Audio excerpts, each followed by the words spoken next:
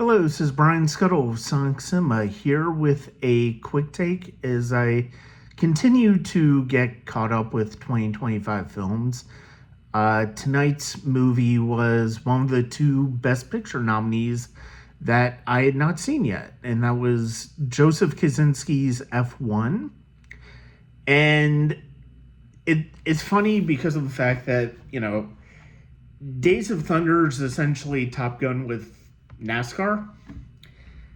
This is essentially Top Gun Maverick with Formula One. And, Joseph Kosinski directed Top Gun Maverick. Jerry Bruckheimer's a producer on it. I guess it makes sense. And Brad Pitt plays an aging racer who is brought out of retirement for a struggling Formula One team with a hotshot young driver it's trying to groom. And he's essentially trying to find that one last chance at success for himself. Damson Idris is the younger driver. Javier Bardem is a former rival of Pitt's. Kerry Condon is part of the new racing team. Tobias Menzies, who people would know from Outlander and Game of Thrones, is the owner of the team. And this, I'll be honest, I wasn't quite sure where I was going to land on this film because, I've spoken many times about how I am a diehard fan of underdog sports movies. And this very much felt like that was what it was going to be. And I am a big fan of Days of Thunder. I love Hans Zimmer's score for that.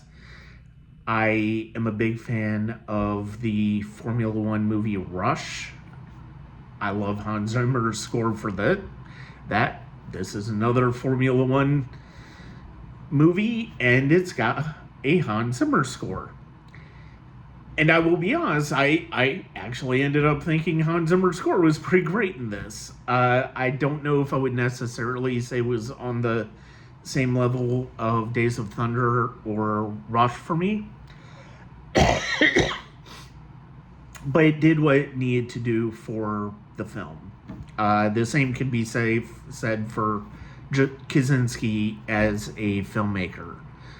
At this point, he basically is pretty much the filmmaker that we can expect to do these kind of dad movie action dramas, and he has a good feel for the genre. He really does. Brad Pitt is very good. Damson Idris is really good. Seeing the team work together or not work together is really fascinating. I enjoyed this movie. I enjoyed it probably more than I anticipated. I didn't see it theatrically. I will admit I probably regret that, having finally seen it, but it's 2.5 hours long, and sometimes that is not an easy thing to get to with my schedule the way it is. But F1 was really good. I would not put it as one of the best films of 2025. I did think it was a very entertaining one, though, and I'm glad I finally got a chance to see it.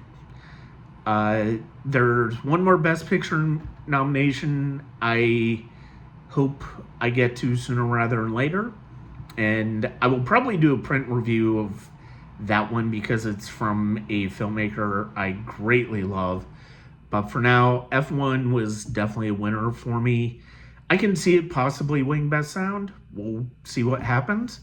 But that's going to be it. This is Brian Scuttle. Until next time.